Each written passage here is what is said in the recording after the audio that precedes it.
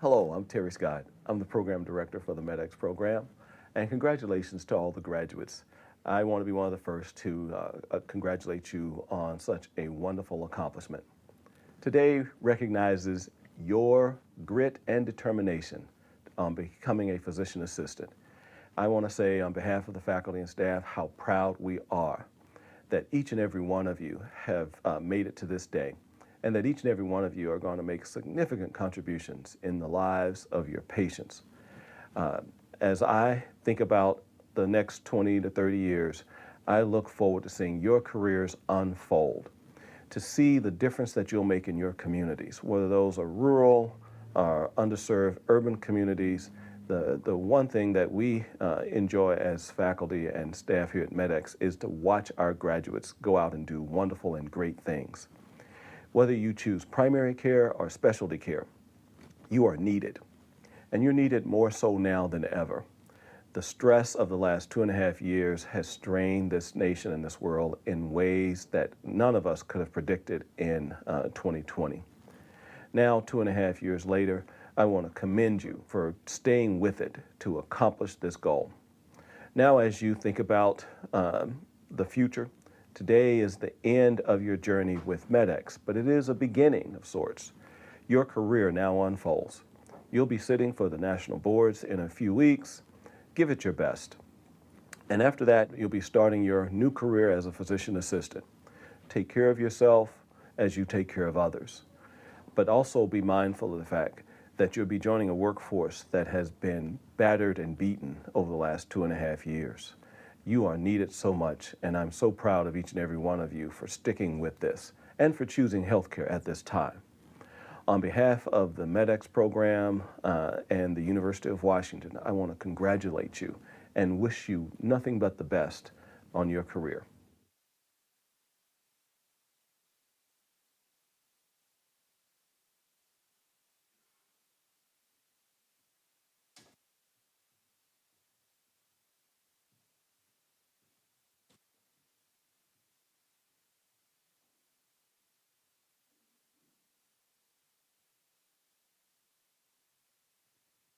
Good morning. Not bad. Good morning. My name is Michael DeRosa. I am the Distant Campus Coordinator, I guess that's my title this week, of the Tacoma campus of the MEDEX Physician Assistant Program.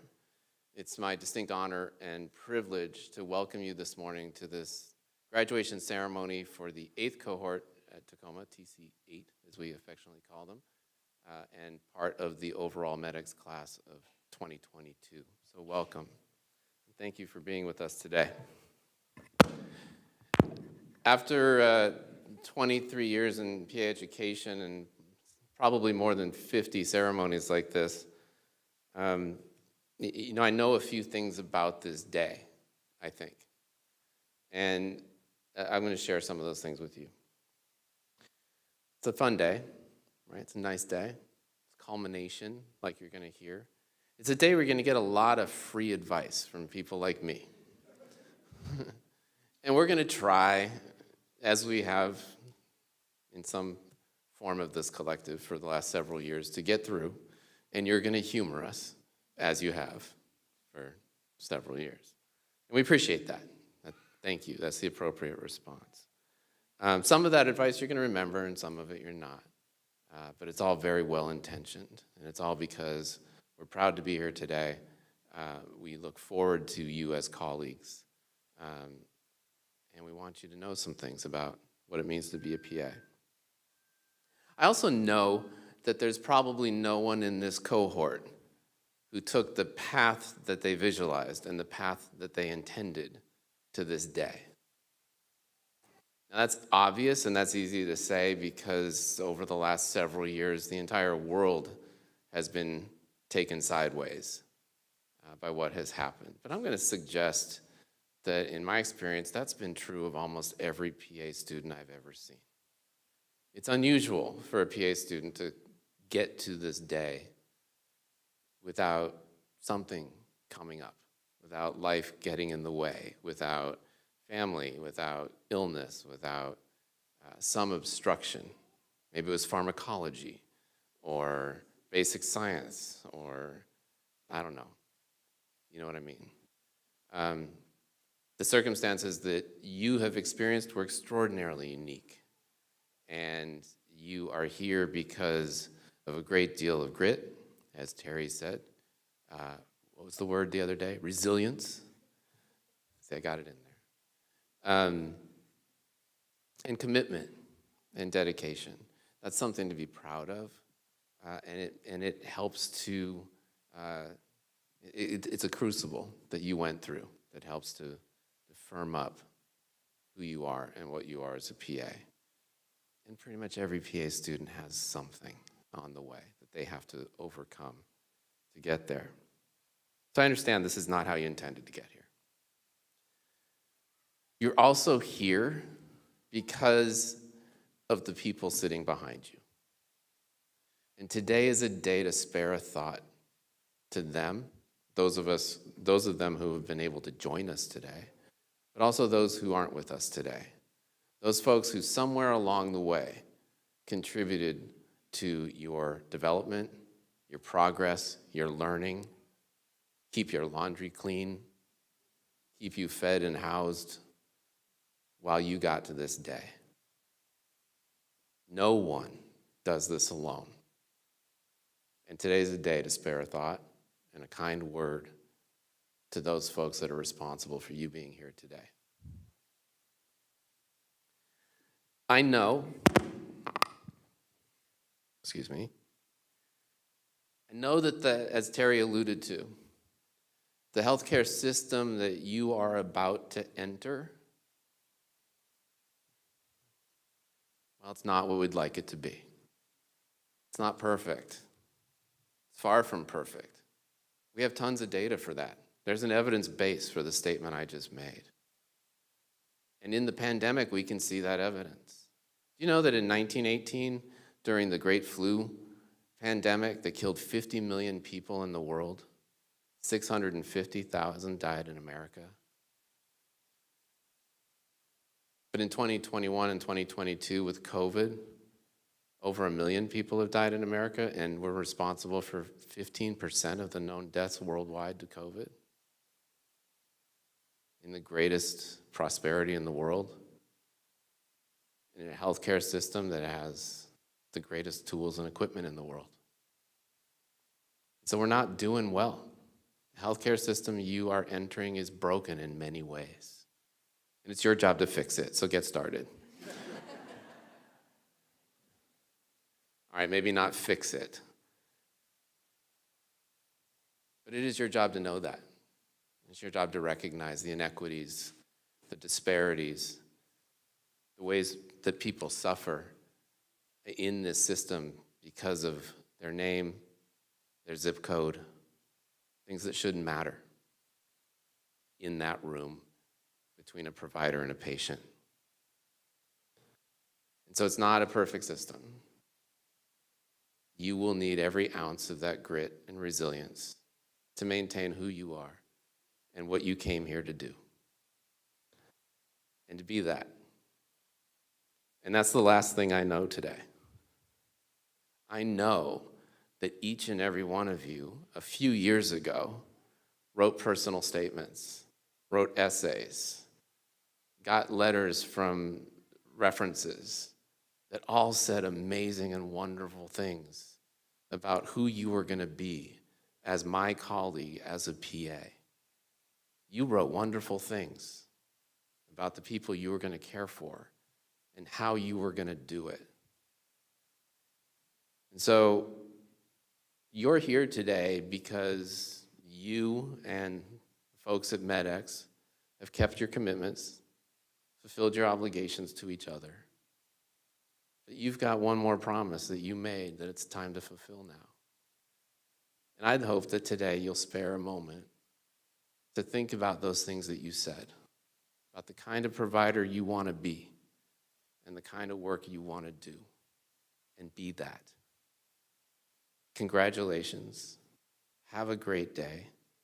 Enjoy yourselves, and then start studying for the pants.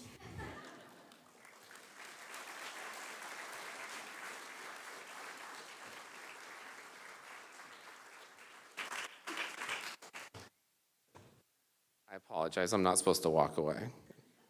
I get very intimidated by things like applause. So, COVID has taken an opportunity to throw one more monkey wrench in your graduate experience. Our chosen keynote speaker, Jennifer Erickson, who preceded me in the coordinator role, is home recuperating today and sends her best and is very, very sorry that she couldn't be here in person to speak to you and to congratulate you. Pinch hitting for her today, and absolutely just as revered, is Quante Greenlee.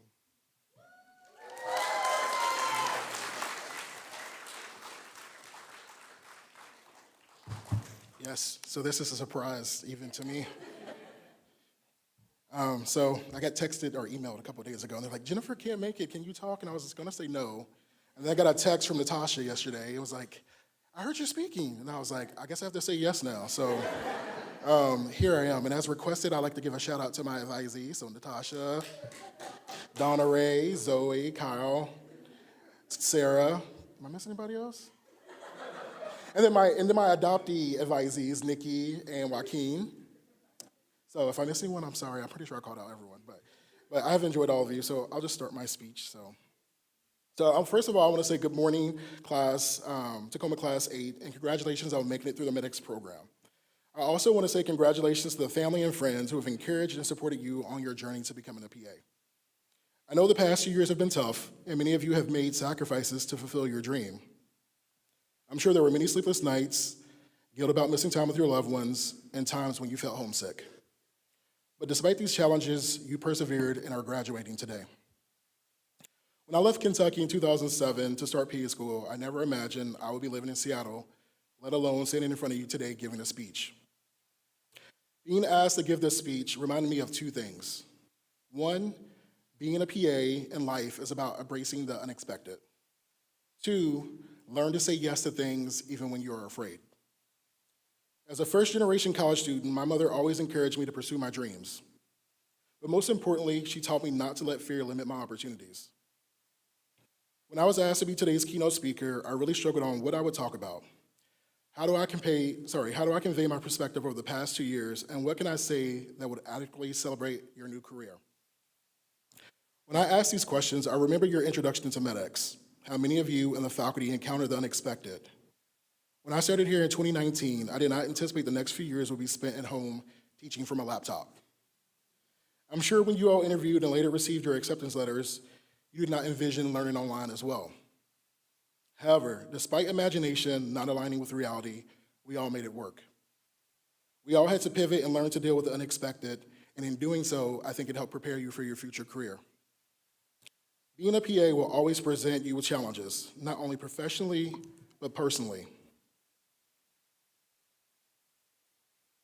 If there is anything to be learned from the pandemic,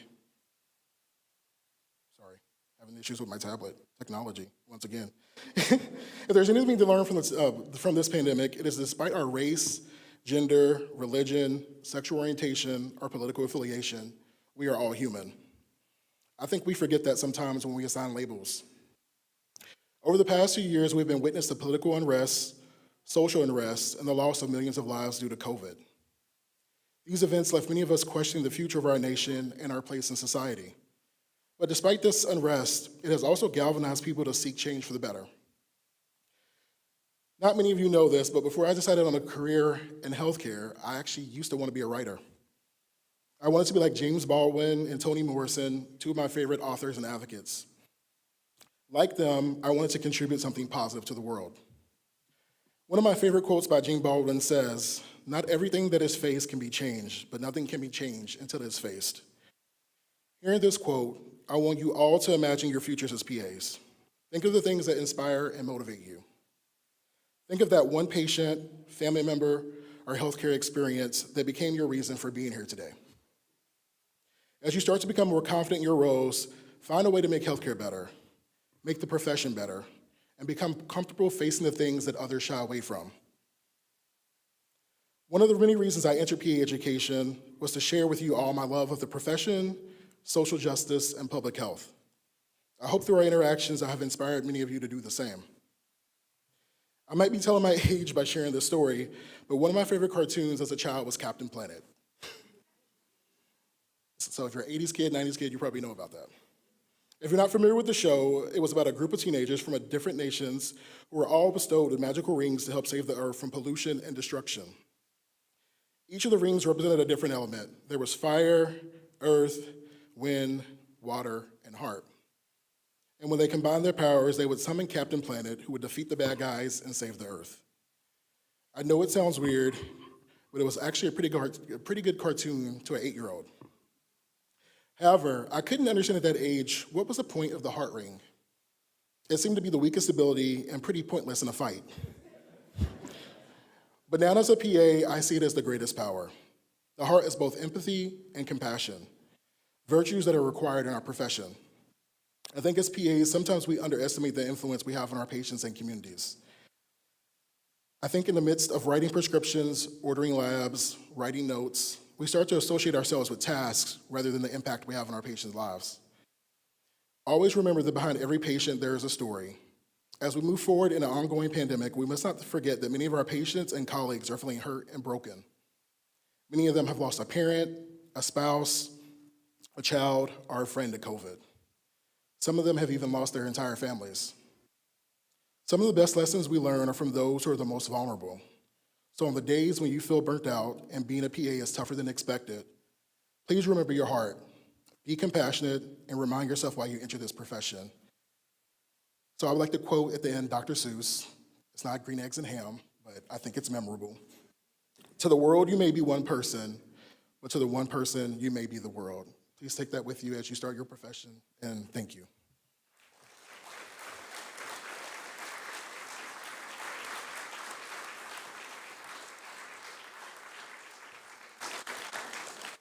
Thank you, Quante. And as you know, no one man can replace Jennifer Erickson in this role. So Jonathan Marr is here to say a few words as well.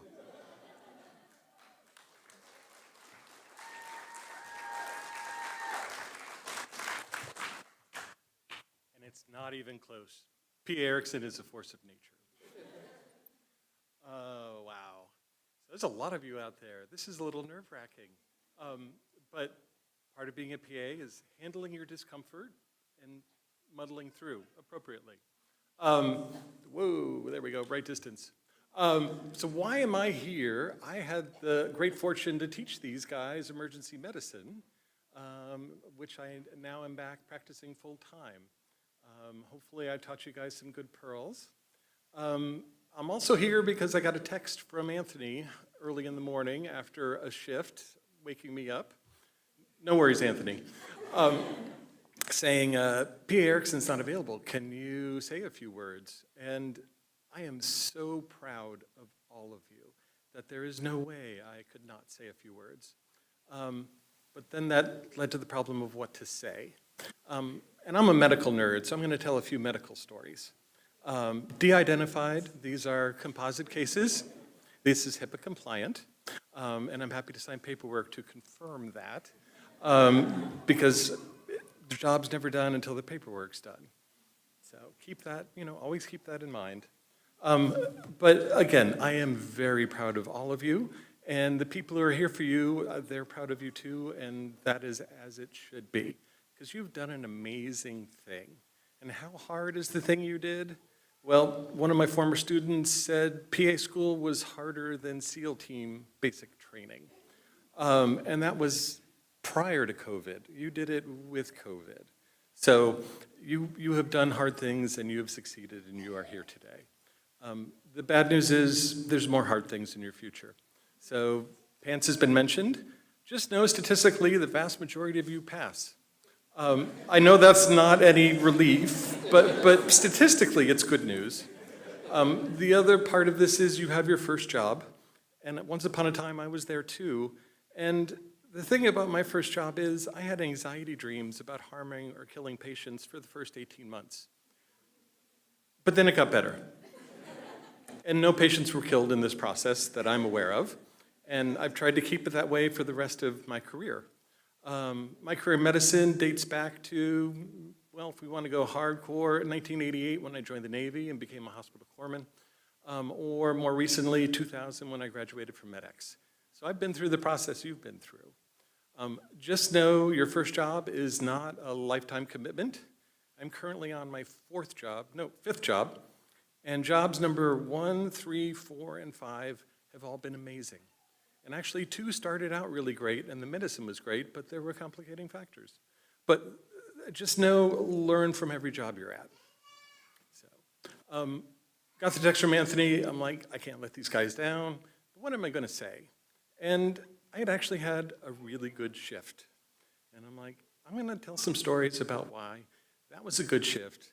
Because it's shifts like that, and not every shift is like that, but it's shifts like that that keep me practicing medicine. Because I love this job.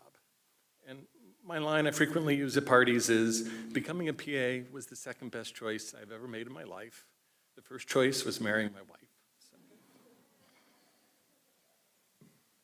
So hard things, but I know you guys can do them. All right. So jobs in medicine. There's no perfect job in medicine. All jobs in medicine are crazy. So I hear my colleagues in primary care, they've got a panel of 1,500, 2,000 patients. They have an inbox with email communications, the patients to see, all the refills. You know how many refills 2,000 patients generate over the course of a year? Anyway, that seems like a crazy job to me. Couldn't do it. But then I tell them what I do, and they think I'm crazy. So I practice at critical access hospitals. I'm a sole emergency medicine provider. I do 24-hour shifts. And I do this because I like to work as few days as possible. And I try and keep it to 5, but sometimes it's 8 or 9. Anyway, after this particular shift, thinking back about what made it a good shift, 3 patients in particular stand out. So the first patient shows up. I see him walking in. He's got his little 4-wheel walker that you can sit on, and he looks kind of young to be having one of those. He's drenched in sweat, and he's breathing a little fast. And I'm like, I think I'm going to go see him first. And when in doubt, when you don't know what to do, I've talked to these guys about airway, breathing, and circulation. Well, he was talking and walking, so I think those 3 were okay. Check the vital signs.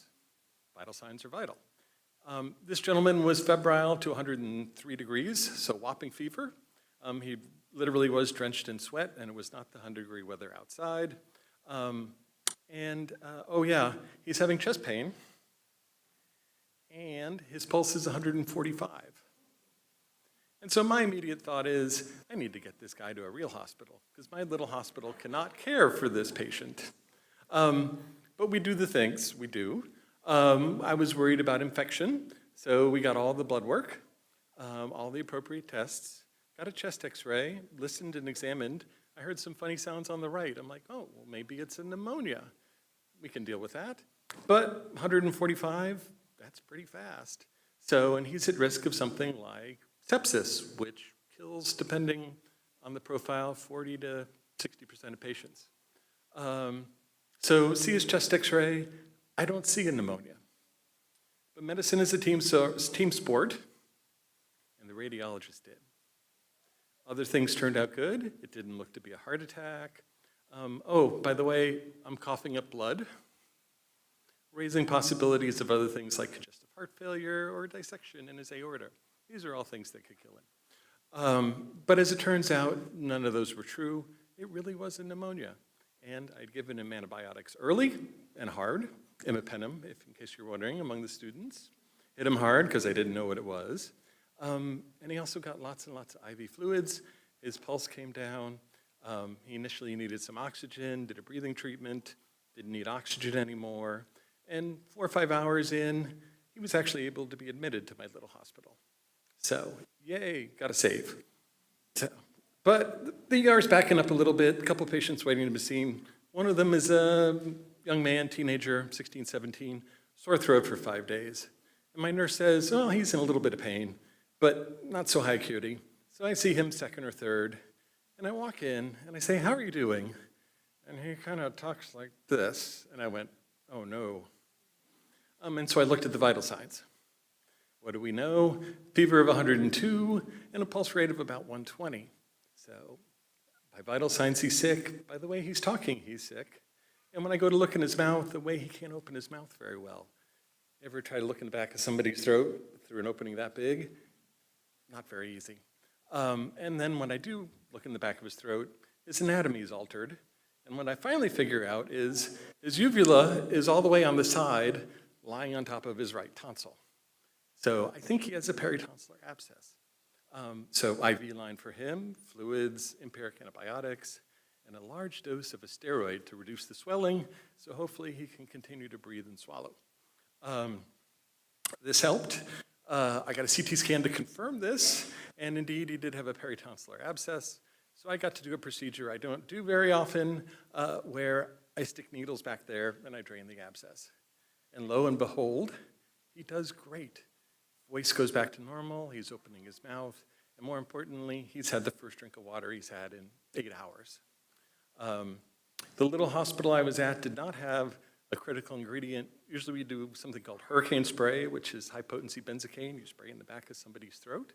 So I got to do a new thing I'd read about but never done, which is you take lidocaine, local anesthetic, you put it in a nebulizer we used mist asthma medications, and he got to breathe that and numb up the whole back of his throat, which made the procedure much easier.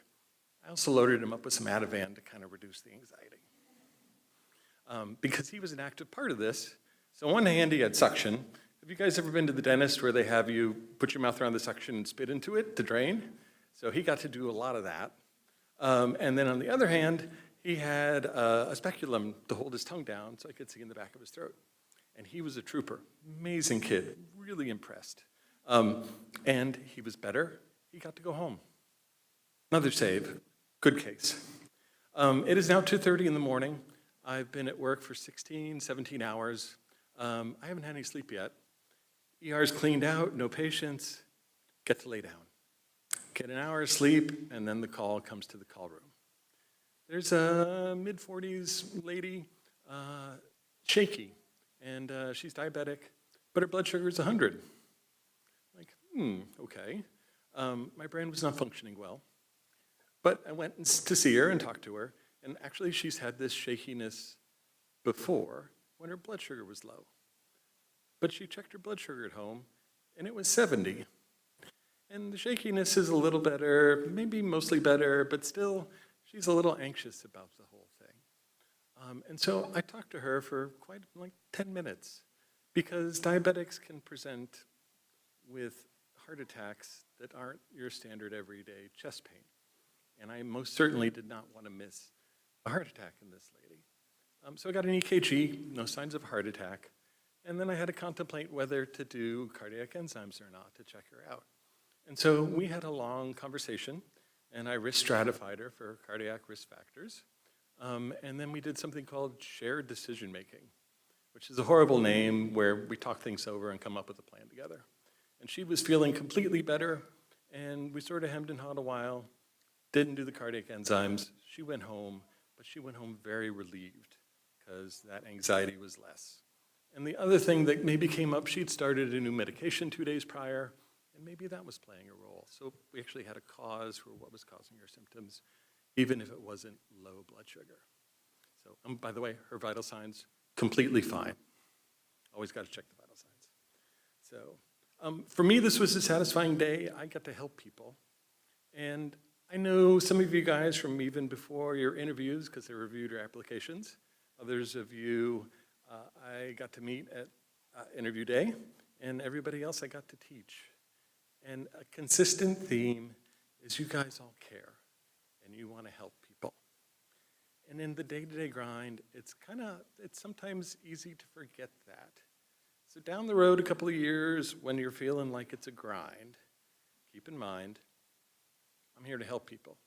And you may need to change your situation to be in a situation where you can help people.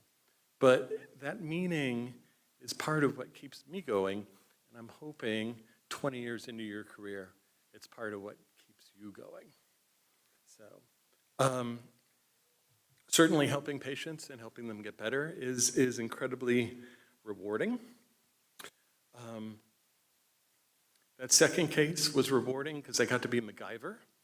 and do a procedure I don't do very often and do things I'd never done before, which learning new things floats my boat. I'm a medical nerd, so that was cool. But more importantly, the patient got better. And then that third patient, I think there's two lessons there. So one, listen to your patients and believe their symptoms. They're the only person living their experience, and they're the best source of information you have. And 80% of your diagnoses will come from history alone. So listen to your patients. They'll tell you what you need to know. And it's how they know you care, is by you listening to them. So, and then the second part of that last case is sometimes it's hard, and you have to think about why you're there and what your beliefs are. And my belief is to always practice good medicine, no matter how hard it is for me personally or how hard I have to fight for my patient. And sometimes that involves figuring out ways around the system because we do not have the best system in the world. Again, different jobs, you'll find the right one. The advice I was given was your third job will be your right job. First job, you get your experience, not quite right, do a second, better, but not quite right. Third one, spot on. A lot of people have that experience, but like I said, first job, third job, fourth job, and fifth job have all been amazing for me. And I hope your career is similar in enjoyment. You know, there's a lot to enjoy taking care of patients. There's a lot that's hard. But find your meaning, practice good medicine, always listen to your patient, and never ever forget, or I will haunt you, check the vital signs. Thanks.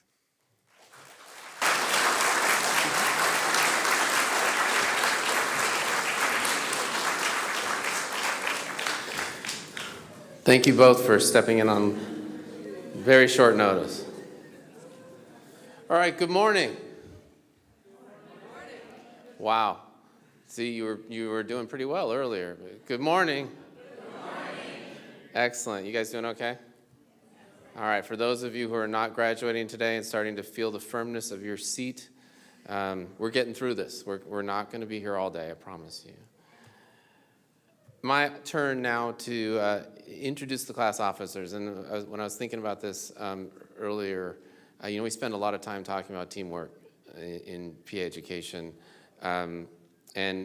Graduate education is a lot different than your undergraduate experience. And in my perspective, it's a lot better when it's collaborative and less prescriptive. And so we always rely on these people who serve their class to represent the class and communicate with us as faculty to help us serve their needs. So these folks are really important and have played an important role over the last few years. So as I say your name, I'd just like you to stand up and receive the recognition of the room. Assembly of Representative Delegates, Chelsea Mae Olson and Carolina Breed.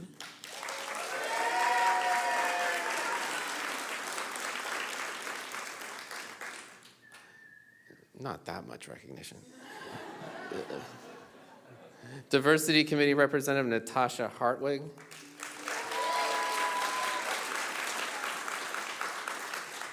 Historian Nikki Samuel.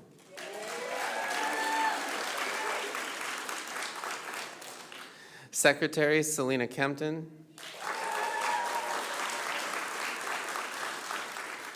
Treasurer Patrick Carpenter.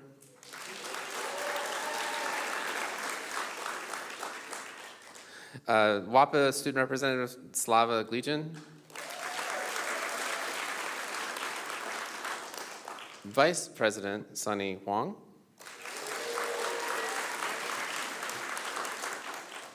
And our president and our student speaker today, who I'll invite to the podium, Sarah Kreis.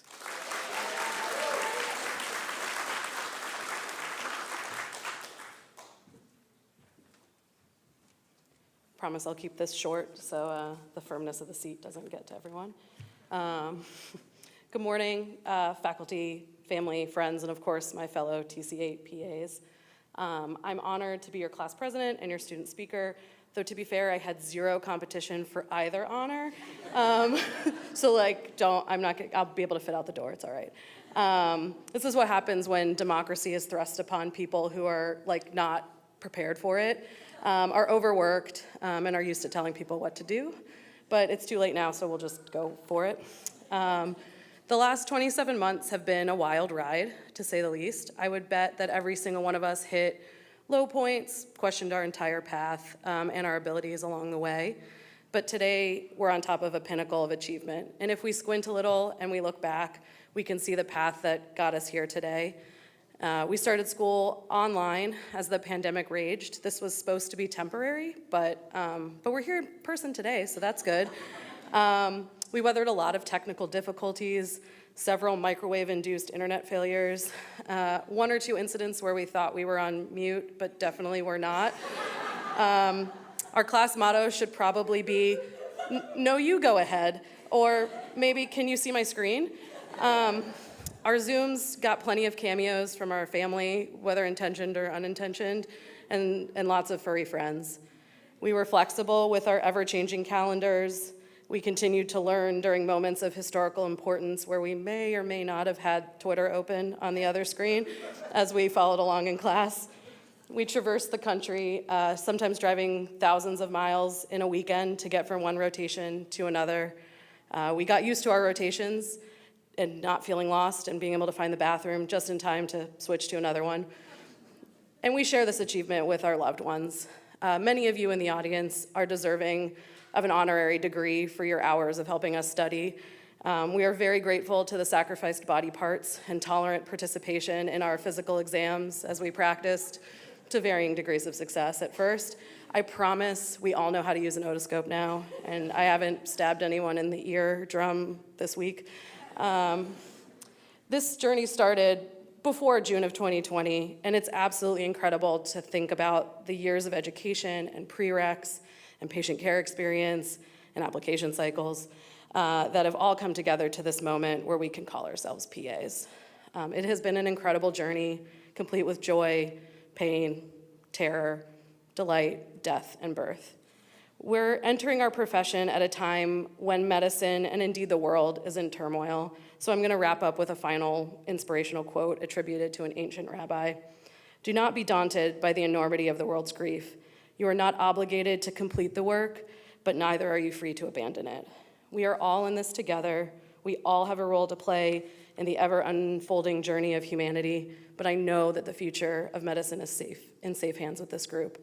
I feel very strongly that whatever enables us to take this next step in our individual journeys is due in large part to the relationships we've formed and the perspectives we've shared and will continue to share with each other.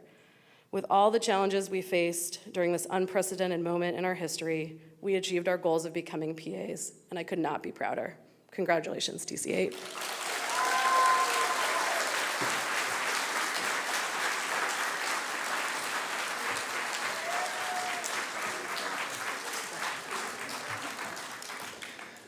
Sarah, as the person who I think gave you the advice to keep it short, I just want to say there was more to that advice than just keep it short.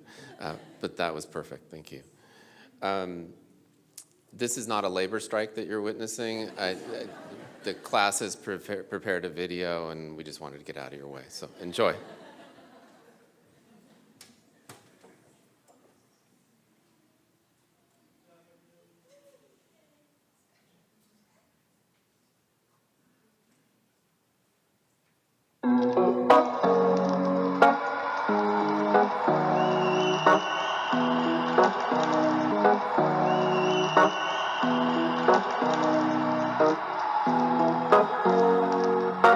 Here's to the ones that we got. Cheers to the wish you were here, but you're not. Cause the drinks bring back all the memories of everything we've been through.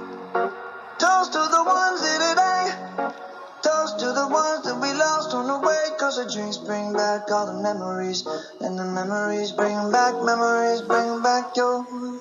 There's a time that I remember when I did not know no pain. When I believed in forever, and everything would stay the same. Now my heart feels like December, when somebody say your name. Cause I can't reach out to call you, but I know I will one day. Yeah. Everybody hurts sometimes, everybody hurts someday. Yeah, yeah. But everything gon' be alright. Gonna raise a glass and say, hey. Here's to the ones that we got. Cheers to the wish you were here, but you're not. Cause the dreams bring back all the memories of everything we've been through. Toast to the ones here today. Toast to the ones that we lost on the way. Cause the drinks bring back all the memories. And the memories bring back your.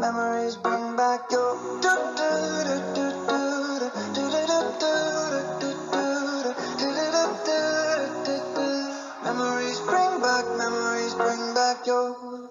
There's a time that I remember when I never felt so lost. And I felt all of the hatred was too powerful to stop. Now my heart feel like an ember, and it's lighting up the dark.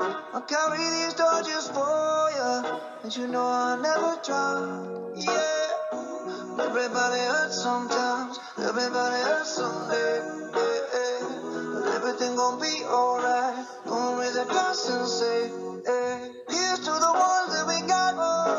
Cheers to the wish you were here, but you're not. Cause the dreams bring back all the memories of everything we've been through. Toast to the ones here today. Toast to the ones that we lost on the way. Cause the drinks bring back all the memories. And the memories bring back your. It might seem crazy what I'm about to say. Sunshine, she's here, you can take a break. I'm a hot air balloon that could go to space. With the air, like I don't care, baby, by the way. Because I'm happy. Clap along if you feel like a room without a roof. Because I'm happy. Clap along if you feel like happiness is the truth. Because I'm happy. Clap along if you know what happiness is to you. Because I'm happy. Clap along if you feel like that's what you want to do. Here come bad news, talking this and that. Well, give me all you got, don't hold it back. Well, I should probably warn you, I'll be just fine. No offense to you, don't waste your time. Here's why. Because I'm happy. Clap along if you feel like a room without a roof. Because I'm happy. Clap along if you feel like happiness is the truth. Because I'm happy. Clap along if you know what happiness is to you. Because I'm happy. Clap along if you feel like that's what you want to do. Hey, go. Bring me down, can't none bring me down. Your love is too high, bring me down, can't none bring me down. I said, bring me down, can't none bring me down. Your love is too high, bring me down, can't none bring me down. I said, clap along if you feel like a room without a roof. Clap along if you feel like happiness is the truth. Because I'm happy. Clap along if you know what happiness is to you. Because I'm happy. Clap along if you feel like that's what you want to do. Because I'm happy. Clap along if you feel like a room without a roof. Because I'm happy. Clap along if you feel like happiness is the truth.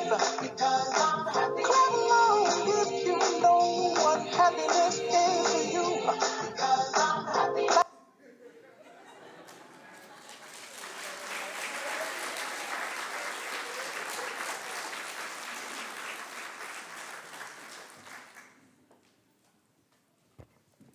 Good morning, everybody. Can you hear me okay? So my name is Krissa. I'm one of the newest faculty members, and it is my absolute honor to recognize our service members. As a MEDEX graduate and a veteran myself, I think that PA school is a lot like the military. There's a lot of perseverance through pain. a lot of dedication, and a lot of hurry up and wait. So with that being said, I would like to recognize our military members. Do you want them to come up or just stand up? Okay, so if you guys could please stand when I read your name. We have Lewis Bradshaw, Petty Officer, 2nd Class.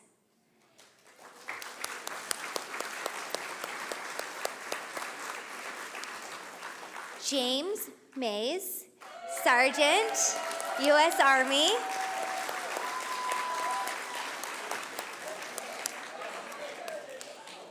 And Shinsung Yuk, Sergeant 1st Class, U.S. Army. Thank you for your service.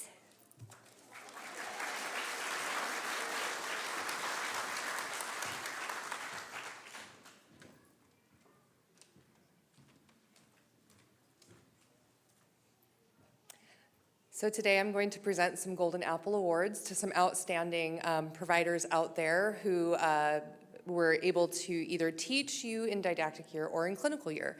And unfortunately, neither of them could be here today. Dieter Michael Kaiser, a PA out in the community, is one of our recipients, as well as Con Nguyen, MD, who is unfortunately having to work today because her partner was out sick today. So everybody, round of applause for our Golden Apple winners.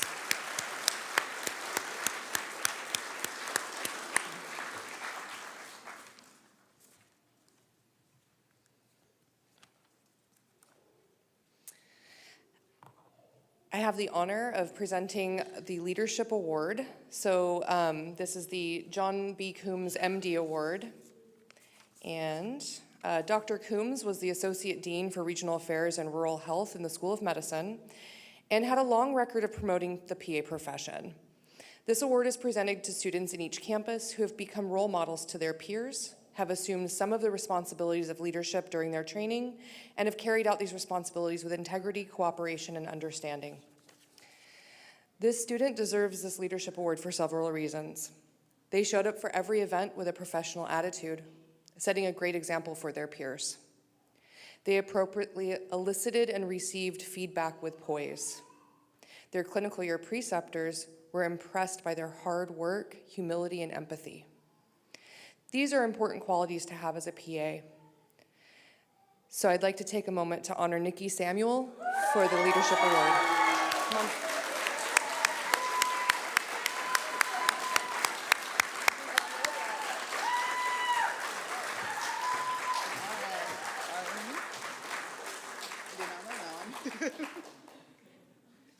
Thank you. Thank you. All right.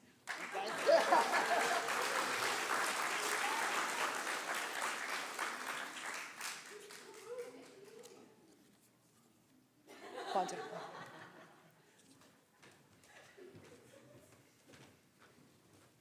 Hello, it's me again. So the next award we'll be presenting is the Ellen Harder Award.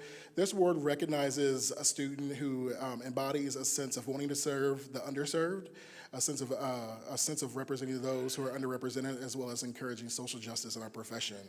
So the following recipient of this student is also an advisee of mine, so I'd like to welcome Zoe Zeinberg to the stage.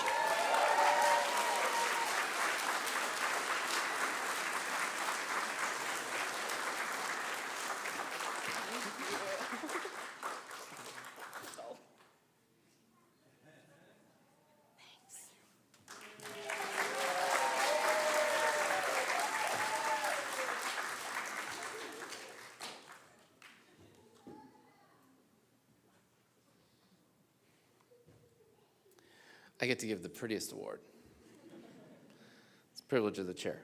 No, I actually had nothing to do with that. The Spirit of MEDEX Award recognizes a student on each campus who has dedicated themselves to their goal of being a physician assistant, who's shown compassion and sensitivity to others, who's maintained their humor and perseverance in the face of adversity. They have a positive attitude and are ambassadors for the program throughout their MEDEX training. And the plaque on this award reads, Spirit of MEDEX Award to Chelsea Mae Olson.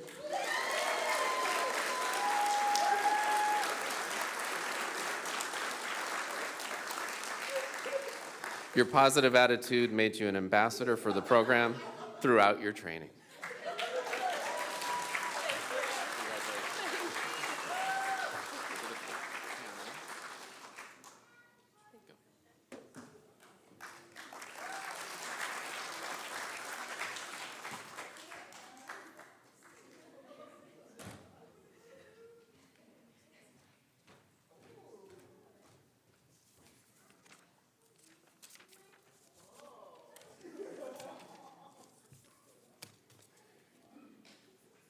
Sorry, I don't get to get in front of a microphone very often. So, as a retired military officer, PA, and flight surgeon, I get the honor of presenting the Stephen Turnup PAC Veterans Award. This award goes to Shin Sung Yu. It goes to recognizes the MEDEX student who is a military veteran for demonstrating outstanding leadership within the MEDEX class and exceptionally meritorious service within the local community.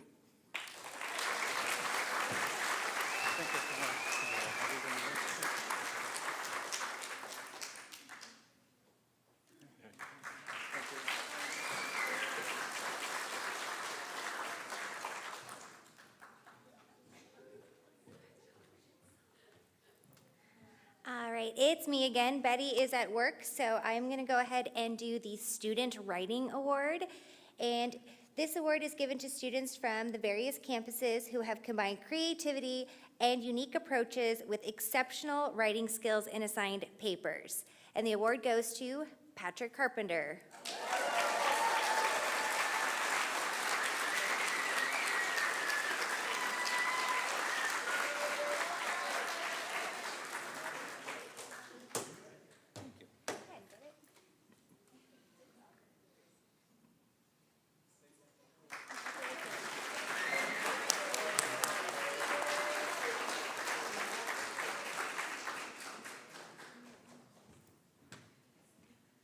Everybody doing good? All right, you made it. We're there. So what we're going to do is have the students come up the stage to my right. Bonnie will be here to call their names. The faculty and I will hand out their certificates and apply their coats.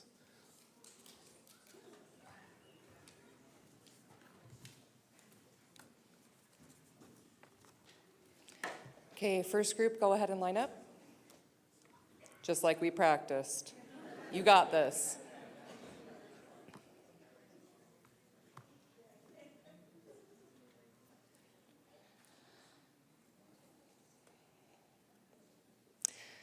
Okay, I now present to you the class of 2022 graduates, Tacoma Class 8, Kari Ayers.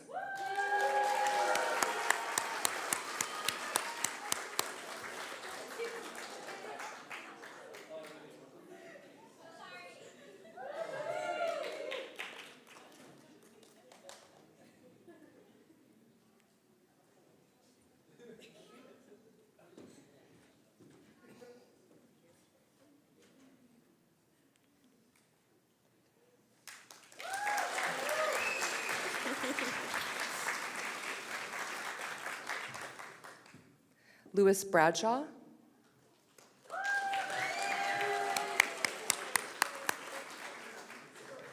Carolina Breed.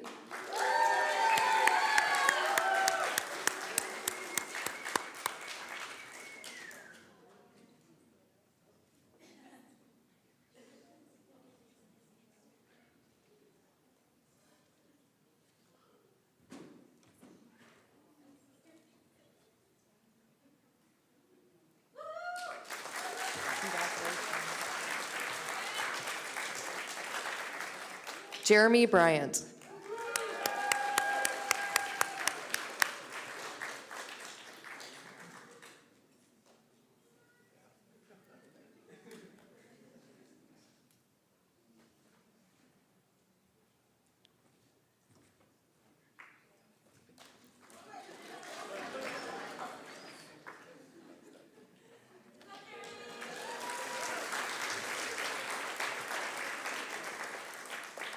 Patrick Carpenter.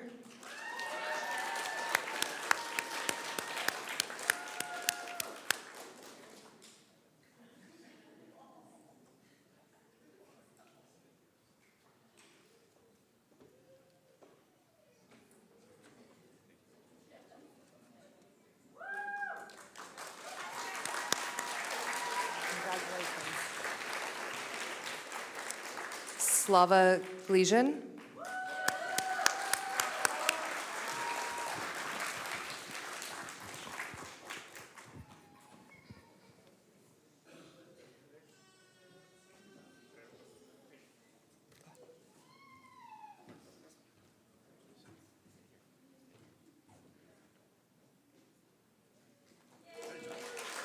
Congratulations.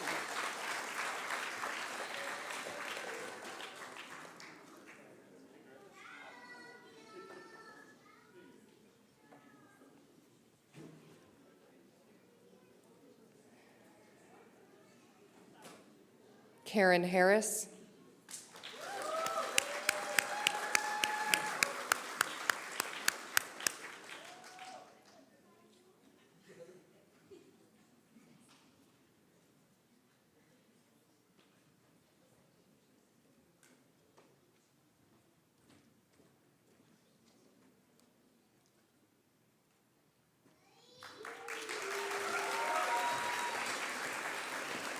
Natasha Hartweg.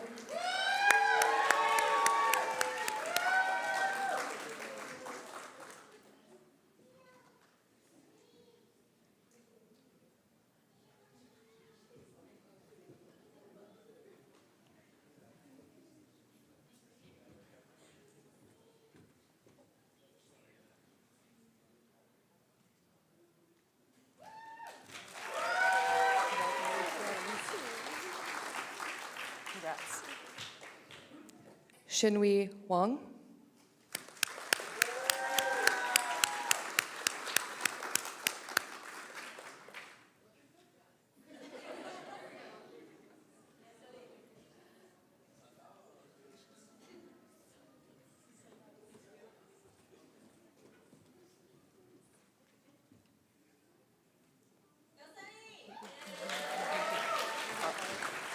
Congratulations.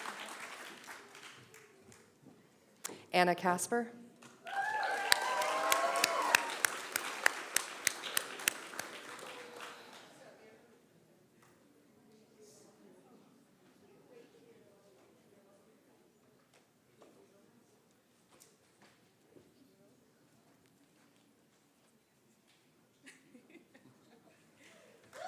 See you when you're there. Selena Kempton.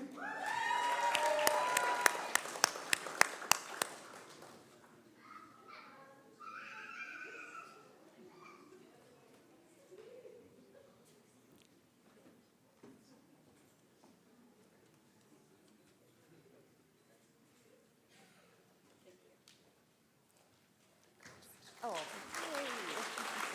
Congratulations. Sarah Kreis.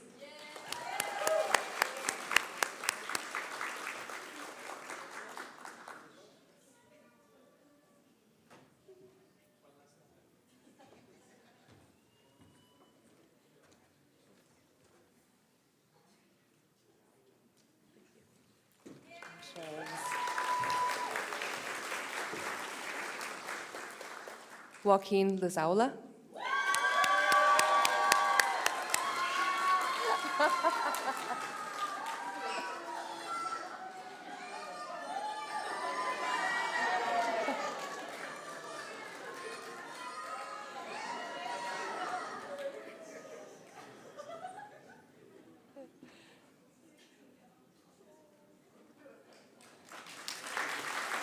Congratulations. Jen Lovato.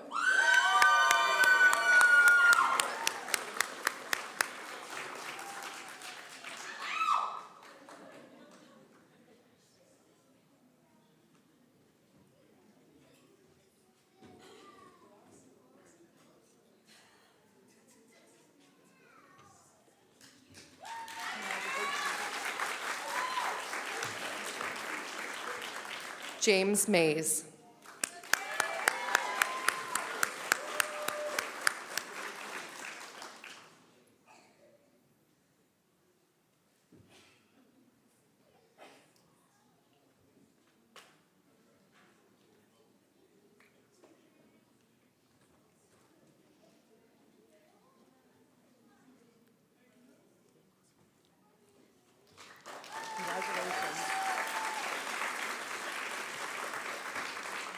Chelsea Olson.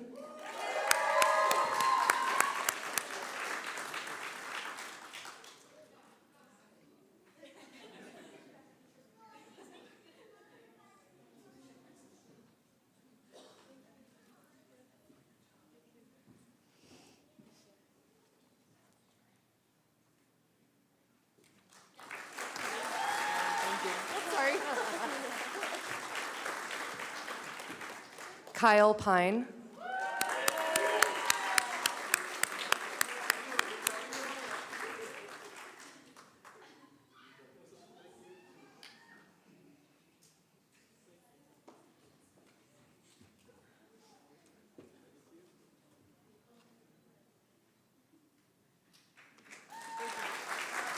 Congratulations. Thank you for everything. Yes, of course. Lad Rutherford.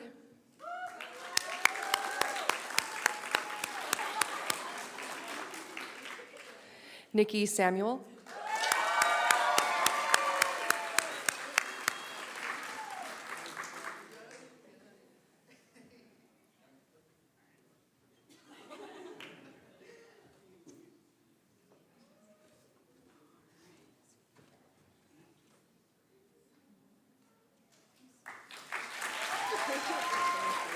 Congratulations.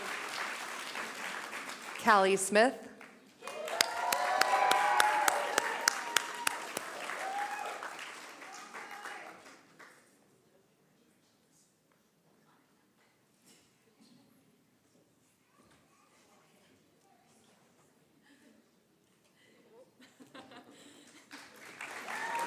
Congratulations. Ellie Stone.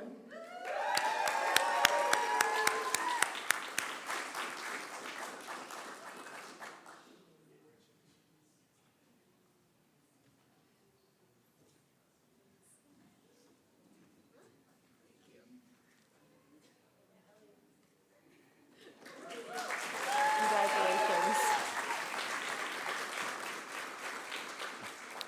Donna Ray Vasquez.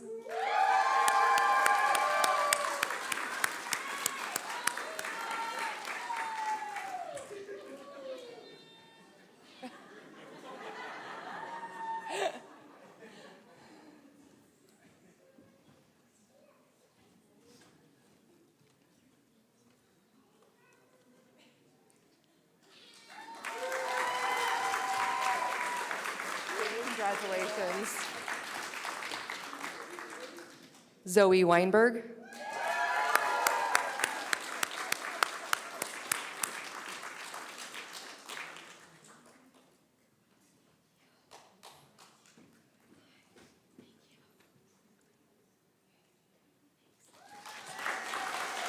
Congratulations.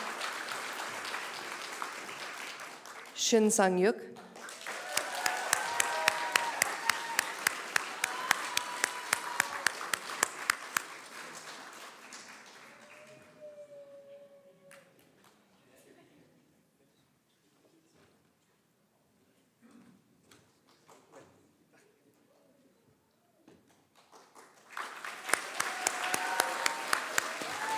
Come here.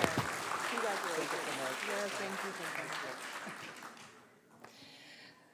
So I just want to close with just a few words. So for those of you out there that don't know, I started teaching 3 days before we went online.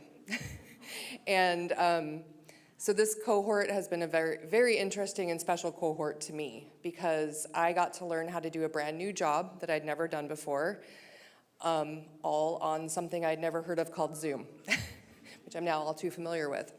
And when I look back at that time, I had, applied for the job in fall of 2019, and nobody could have anticipated this. And I always say that PA school was the hardest thing that I've ever done in my life. You learn a lot, and you grow, and I think right now I can say that seeing you guys go through this is that I had it easy because I actually got to go to class, and I got to sit in class. This was a very, very unique situation we were all in together, and I'll always remember you for that, okay? You're my only cohort I will see from the beginning to the end, as I move on to clinical again in November with a couple of you out there. But I just wanted to say that I remember thinking to myself that I was missing stuff all the time, that I never had colleagues to sit next to help me figure out where to find things on the server. I had to make an effort to say, hey, Jonathan, can you help me out? Because we couldn't be together. I had no office to go to. When I recorded Panoptos, I recorded them to my cats. And my husband, who coincidentally was with me through PA school, so it wasn't anything new to him to have a bunch of medical jargon. The only one he couldn't watch was the I one. There were times when I really thought I had the short end of the stick, and I remember hearing that from you all too, that because, in stressful times we express frustration, and we're human, we do that, right? So I want you all to remember that what you didn't get is real, and you're validated for not having some of the things that other PA cohorts had, right? But you also got a lot of stuff that you had no idea that you were gonna get. You learned how to be more self-directed learners. You learned how to be more resilient, Kyle. And you will take that with you actually forever now. Okay, you've done one of the hardest things I thought was, capable of a human being doing, but you did it under extenuating circumstances. And I want to recognize you all, you Tacoma Class 8, for pulling through. You did it. There were crazy Zoom technical difficulties often. We had to do fake patient cases on Zoom. You all met all of my family for behavioral medicine as your actors. We had to talk about things like suicide and drug addiction over the computer. And when some of you had a hard day and you were in tears after an event, I couldn't be there in person to console you and to remind you that it was okay. It's just not the same as being in person. So I just want you to be proud of yourself. Be very proud of yourself for getting to this point, because you did this under really fantastic circumstances, and you did it with grace. Not always, because we're humans, right? But for the overall experience that I look back on, I think you all deserve a big hearty pat on the back, and remember that going forward. You're going to face challenges, but you got through this under these circumstances. And so thank you for being my only entire class I'll get to experience as a PA educator. I really appreciate it. So have a wonderful day. Before we depart and everything, we're going to actually have Mike come back up here with some closing remarks. And then after that, we're going to do a class photo. So everybody hang tight.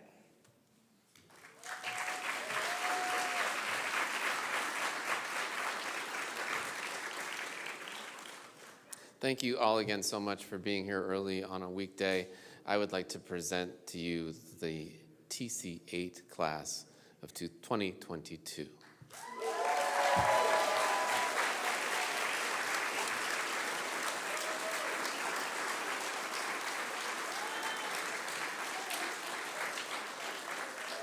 Congratulations.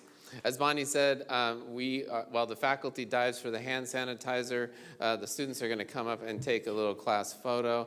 Thank you, Nikki. I thought that was funny, too. And please take advantage of some light snacks in the back, and we will join you shortly. Thank you all.